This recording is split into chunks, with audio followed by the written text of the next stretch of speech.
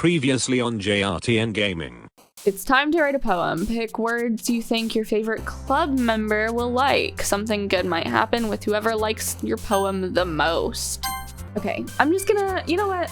I'm just gonna pick what I would like, especially since he doesn't really know any of them. I would want to see who I was most compatible with, so I would just be myself at first. Hi again, Tess. Glad to see you didn't run away on us. Nah, don't worry. This might be a little strange for me, but I at least keep my word. Well, I'm back at the literature club. I was the last to come in, so everyone else is already hanging out. Thanks for keeping your promise, Tess. I hope this isn't too overwhelming of a commitment for you. Making you dive headfirst into literature when you're not accustomed to it. Oh, come on, like he deserves any slack. Sayori told me you didn't even want to join any clubs this year. And last year, too. I don't know if you plan to just come here and hang out or what. But if you don't take us seriously, then you won't see the end of it. Natsuki, you certainly have a big mouth for someone who keeps her manga collection in the club room. Natsuki finds herself stuck between saying Monica and manga. Manga is literature! Swiftly defeated, Natsuki plops back into her seat. Don't worry, guys. Tess always gives it his best as long as he's having fun. Oh, Yuri even brought you something today, you know? Wait, Sayori? Huh? I'm sorry, Yuri, I wasn't thinking. Guess that means it's up to me to rescue the situation. Hey, don't worry about it. First of all, I wasn't expecting anything in the first place, so any nice gesture from you is a pleasant surprise. It'll make me happy no matter what. Is that so? Yeah, I won't make it a big deal if you don't want it to be. Alright. Well, here. Yuri reaches into her bag and pulls out a book. I didn't want you to feel left out, so I picked out a book I thought you might enjoy. It's a short read, so it should keep your attention, even if you don't usually read. And we could, you know, discuss it if you wanted. How is this girl accidentally being so cute? Well, you can read it at your own pace. I look forward to hearing what you think. Now that everyone's settled in, I expected Monica to kick off some scheduled activities for the club, but that doesn't seem to be the case. Sayori and Monica are having a cheery conversation in the corner. Yuri's face is already buried in a book. I can't help but notice her intense expression, like she was waiting for this chance. Meanwhile, Natsuki is rummaging around in the closet. I close my eyes and end up listening in on Sayori's conversation with Monica. We're probably gonna seem really lame compared to all the other clubs, though. Well, we can't give up. The festival is our chance to show everyone what literature is all about. The problem is that the idea of literature club sounds too dense and intellectual. But it's not like that at all, you know? We just need a way of showing that to everyone. Something that speaks to their creative minds. That doesn't solve the problem, though. Huh? What do you mean? Even if we come up with the most fun thing ever, nobody will come in the first place if it's a literature event. So it's more important to figure out how to get people to show up in the first place, you know? And after they come, we can do the thing to speak to their creative minds. What's this? Sayori is taking this really seriously. It's rare to hear her deliberating like this. Huh. That's a good point. In that case, do you think food will do the trick? What kind? Well, I guess we could... Cupcakes! Good thinking. Natsuki would love to do that. You're right. Natsuki makes the best cupcakes. That works out perfectly! That wasn't why you suggested it? Cupcakes speak to my creative tummy.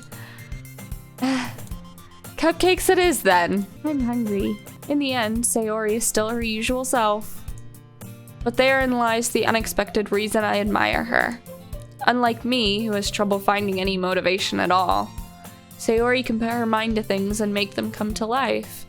I suppose that's why I end up letting her get on my case about things. I can't help but wonder what it would be like to see the world through her eyes. What? I open my eyes to find Sayori's face filling my vision. I nearly fall out of my chair. Sorry! Wait, actually, I'm not sorry at all. It's your fault for sleeping like that. You're staying up late again, aren't you? Now that you're in a club, you're gonna have less time for anime, you know. You'll need to get used to it. What about you? You look out for me better than you look out for yourself. You're still oversleeping every day, aren't you? Look, Sayori, it's written all over you. Huh? Sayori glances around at herself. How is it written all over me? You were clearly in a rush this morning. Look, your hair is sticking out all around here. I run my fingertips down the side of Sayori's hair, trying to straighten it out. Man, you really need a brush for this. My hair is just really hard to get right. I won't fall for that. There's more than just your hair. Look, your bow isn't straight either. And there's a toothpaste stain on your collar right here.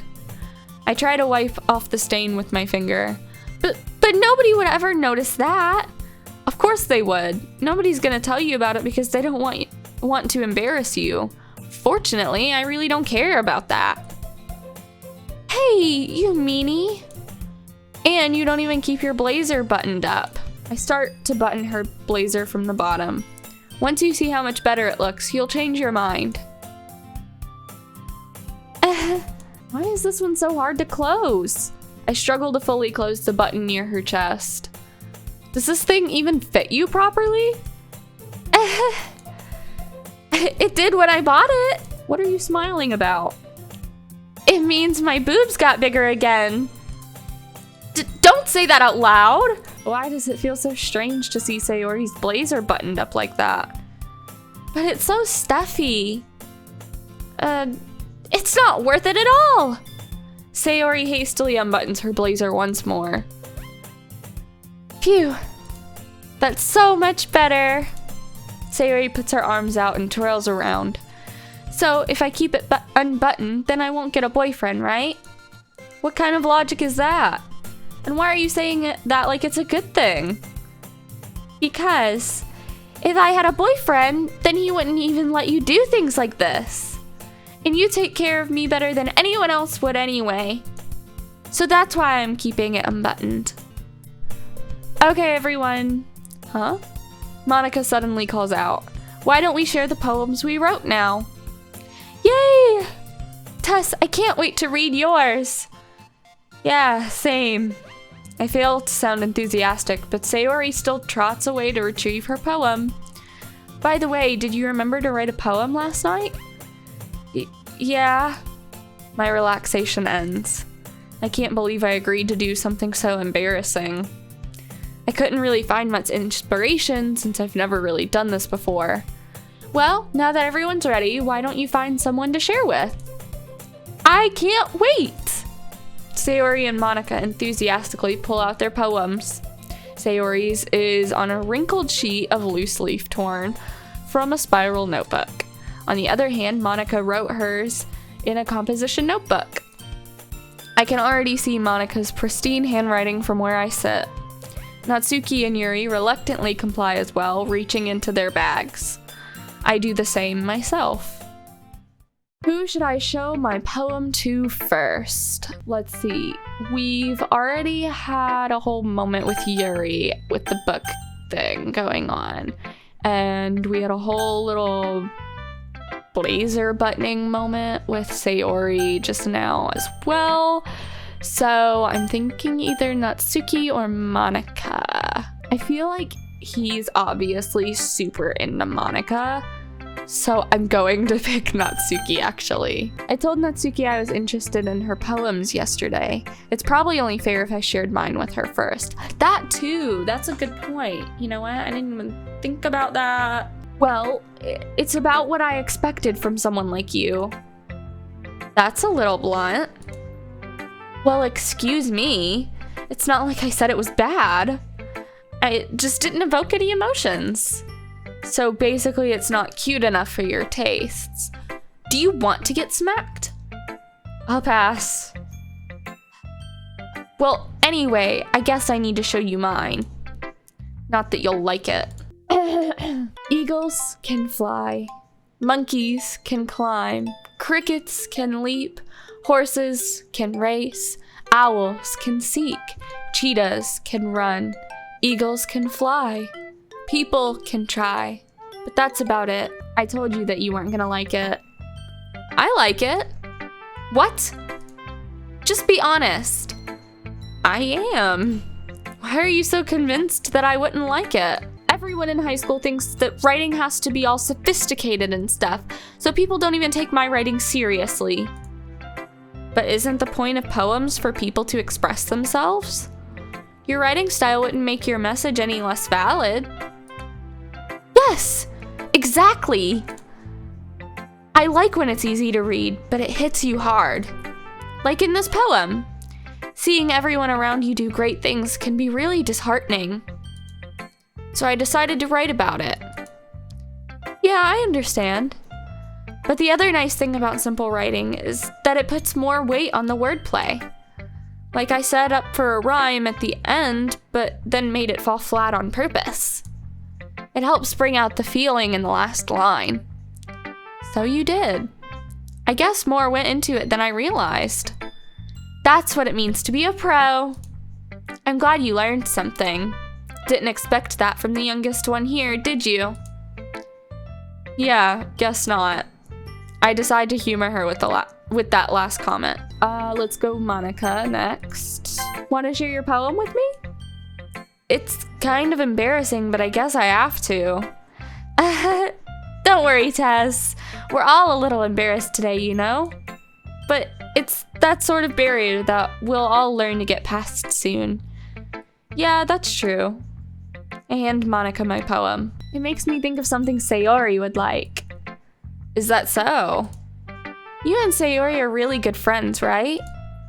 I wouldn't be surprised if you had those sorts of things in common. Well, we may be good friends, but Sayori and I are actually really different. Well, that may be the case, but maybe there are also some similarities that you wouldn't expect. The way she talks about you, it sounds like the two of you really care about each other's well-being. Even if you show it in different ways, it ends up being more similar than you'd think. So I think that's the kind of vibe I get when reading your poem. Anyway, do you want to read my poem now? Don't worry, I'm not very good. You sound pretty confident for someone who claims to not be very good. Well, that's because I have to sound confident. That doesn't mean I always feel that way, you know? I see. Well, let's read it then. Hole in wall. It couldn't have been me. See the direction the spackle protrudes? A noisy neighbor? An angry boyfriend? I'll never know. I wasn't home. I peer inside for a clue. No, I can't see. I reel, blind, like a film left out in the sun. But it's too late. My retinas, already scorched with a permanent copy of the meaningless image. It's just a little hole. It wasn't too bright. It was too deep. Stretching forever into everything. A hole of infinite choices. I realize now that I wasn't looking in. I was looking out. And he, on the other side, was looking in. Super deep. It's very freeform, if that's what you call it. Sorry, I'm not really the right person to ask for feedback. It's okay. Yeah, that kind of style has gotten pretty popular nowadays. That is, a lot of poems have been putting emphasis on the timing between words and lines. When performed out loud, it can be really powerful. What was the inspiration behind this one? Well, I'm not sure if I know how to put it. I guess you could say that I had some kind of epiphany recently. it's been influencing my poems a bit. An epiphany? Yeah, something like that. I'm kind of nervous to talk about deep stuff like that, because it's kind of coming on strongly. Maybe after everyone is better friends with each other. Anyway, here's Monica's writing tip of the day. Sometimes when you're writing a poem or a story, your brain gets too fixated on a specific point. If you try so hard to make it perfect, then you'll never make any progress. Just force yourself to get something down on the paper and tidy it up later. Another way to think about it is this. If you keep your pen in the same spot for too long, you'll just get a big dark puddle of ink. So just move your hand and go with the flow. That was actually really good advice. Yuri stares at the poem. A minute passes, more than enough time for her to finish reading. Sorry. I forgot to start speaking. It's fine, don't force yourself. I just need to put my thoughts into words. Hold on. It's just that there are specific writing habits that are usually typical of new writers, and having been through that myself, I kind of learned to pick up on them. I think the most noticeable thing I recognize in new writers is that they try to make their style very deliberate. In other words, they tend to pick a writing style separate from the topic matter, and they form-fit the two together.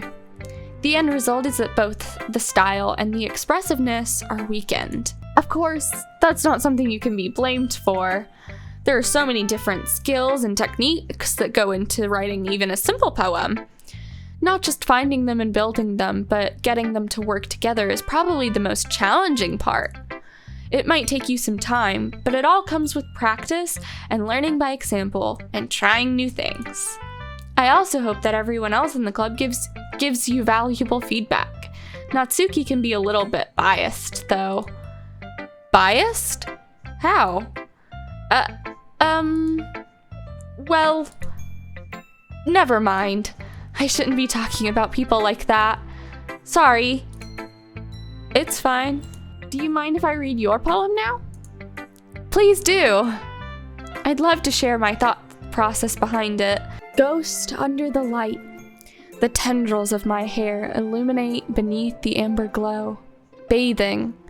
It must be this one. The last remaining streetlight to have withstood the test of time. The last yet to be replaced by the sickening blue-green hue of the future. I bathe. Calm, breathing air of the present, but living in the past. The light flickers. I flicker back. That was beautiful. I feel like I've been blessed. I'm sorry I have such terrible handwriting. What? I wasn't thinking that at all. But you took a long time to read. Well, I just don't read script very often. I actually think your handwriting is pretty. Also, I liked the poem. Even though it's short, it was really descriptive. It wasn't too short. I usually write longer poems. Not at all. I'm really glad you like it. I'll be honest, since it's our first time sharing, I wanted to write something a little more mild. Something easy to digest, I suppose. Are you into ghosts, Yuri? Actually, this story isn't about a ghost at all, Tess. Really?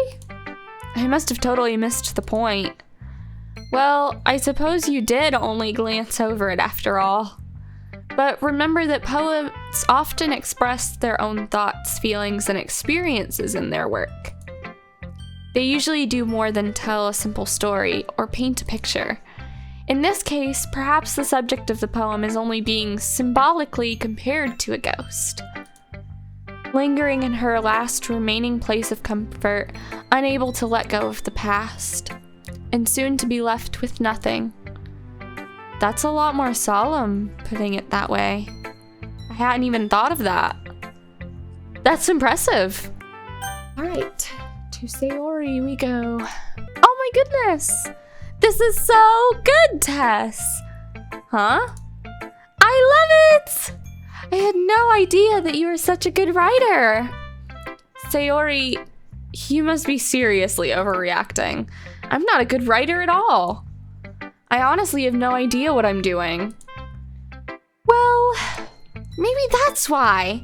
Because I have no idea what I like either. Are you sure you don't like it just because I wrote it? Eh?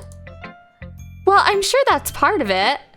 I think I understand you better than a lot of people, you know? So when I read your poem, it's not just a poem. It's a test poem! And that makes it feel extra special. Like I can feel your feelings in it. Sayori hugs the sheet against her chest. You're so weird, Sayori. Now you'll read my poem too, right?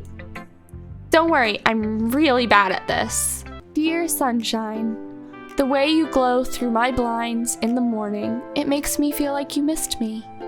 Kissing my forehead to help me out of bed, making me rub the sleepy from my eyes.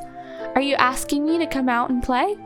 Are you trusting me to wish away a rainy day? I look above, the sky is blue. It's a secret, but I trust you too. If it wasn't for you, I could sleep forever. But I'm not mad. I want breakfast. Sayori, this is just a guess, but did you wait until this morning to write this? No! Just a little bit. You can't answer just a little bit to a yes or no question. I forgot to do it last night. I didn't mean to say that it was a bad poem. It came out nice, or how should I put it? It sounds just like you. Really? Yeah. Especially that last line. I need eggs and toast. Even though you were late to school? It's bad to skip breakfast. I get all cranky. Well, I guess there's no point in arguing. Anyway, thanks for showing me. I guess that's everyone. I glance around the room. That was a little more stressful than I anticipated. It's as if everyone is judging me for my mediocre writing abilities. Even if they're just being nice, there's no way my poems can stand up to theirs. This is a literature club after all. My eyes land on Yuri and Natsuki. They gingerly exchange sheets of paper, sharing their respective poems. As they read in tandem, I watch each of their expressions change. Natsuki's eyebrows furrow in frustration. Meanwhile, Yuri smiles sadly. What's with this language? Huh? Did you say something? Oh, it's nothing. Natsuki dismissively returns the poem to the desk with one hand. I guess you could say it's fancy. Thanks. Yours is cute. Cute? Did you completely miss the symbolism or something? It's clearly about the feeling of giving up. How can that be cute? I know that. Well, I do have a couple suggestions. If I was looking for suggestions, I would have asked someone who actually liked it. Which people did, by the way. Sayori liked it, and tested too. So based on that, I'll gladly give you some suggestions of my own. First of all, excuse me. I appreciate the offer, but I've spent a long time establishing my writing style. I don't expect it to change anytime soon, unless of course I come across something particularly inspiring, which I haven't yet. And Tess liked my poem too, you know. He even told me he was impressed by it. I didn't realize you were so invested in trying to impress our new member, Yuri. That's not what you're just... Yuri stands up as well. Maybe you're just jealous that Tess appreciates my advice more than he appreciated yours. Huh? And how do you know he didn't appreciate my advice more? Are you that full of yourself? No. If I was full of myself, I would deliberately go out of my way to make everything I do overly cutesy. Is everyone okay? Well, you know what? I wasn't the one whose boobs magically grew a size bigger as soon as Tess started showing up. Natsuki! Natsuki, that's a little... This doesn't involve you! I don't like you guys fighting! Suddenly, both girls turned towards me as if they just noticed I was standing there. She's just trying to make me look bad. That's not true. She started it. If she could get over herself and learn to appreciate that simple writing is more effective, then this wouldn't have happened in the first place. There's a reason we have so many deep and expressive words in our language. It's the only way to convey complex feelings and meaning the most effectively. Avoiding them is not only unnecessarily limiting yourself, it's also a waste. You understand that, right, Tess? How did I get dragged into this in the first place? Whomever I agree with, they'll probably think more highly of me. Oh, I don't want to pick sides. Help me, Sayori. Sayori! Yeah. Everyone's fighting is making Sayori uncomfortable. How can the two of you keep fighting when you know you're making your friend feel like this? Tess! Well, that's her problem. This isn't about her. I agree. It's unfair for others to interject their own feelings into our conflict. You guys are my friends. I just want everyone to get along and be happy. My friends are wonderful people, and I love them because of their differences. Natsuki's poems, they're amazing because they give you so many feelings with just a few words. And Yuri's poems are amazing because they paint beautiful pictures in your head. Everyone's so talented. So why are we fighting? Because, well, also, Natsuki's cute, and there's nothing wrong with that. And Yuri's boobs are the same as they always were. Big and beautiful. Monica stands behind her with a bewildered expression. I'll make some tea. Yuri rushes off. Natsuki sits down with a blank expression on her face, staring at nothing. To be honest, I might come off as a good leader, and I can organize things, but I'm not very good with people. I couldn't even bring myself to interject. As president, that's kind of embarrassing of me. Nah, it's not like I can blame you. I wasn't able to say anything either. Well, I guess that just means Sayori is amazing in her own ways, isn't she? You could say that. She might be an airhead, but sometimes it's weirdly suspicious that she knows exactly what she's doing. I see. Take good care of her, okay? I would hate to see her get herself hurt. That makes two of us. You can count on me. Monica smiles sweetly at me, causing my stomach to knot. Such a genuine person really does make a good president, regardless of what she says. If only I could get the chance to talk to her a little more. You know, Tess, it's nice that I get to spend time with you in the club. But I think seeing you get along with everyone is what makes me feel the happiest. And I think everyone really likes you too. That's it. Every day is going to be so much fun! It looks like Sayori still hasn't caught on to the kind of a situation I'm in. Sure, being friends with everyone is nice, but does it really need to stop there? We'll just have to see what the future holds, Sayori. I pat Sayori on the shoulder. I said that more to myself than to her, but it's easy to use Sayori as an internal monologue sometimes. Okay. Yeah. Let's do this. I think this is where we're gonna stop for today. And we will pick up next time writing our second poem. Thank you guys for watching. Don't forget to like, comment, and subscribe. Leave your suggestions down below. And don't forget to hit the bell for notifications. I will see you guys in the next video. Bye!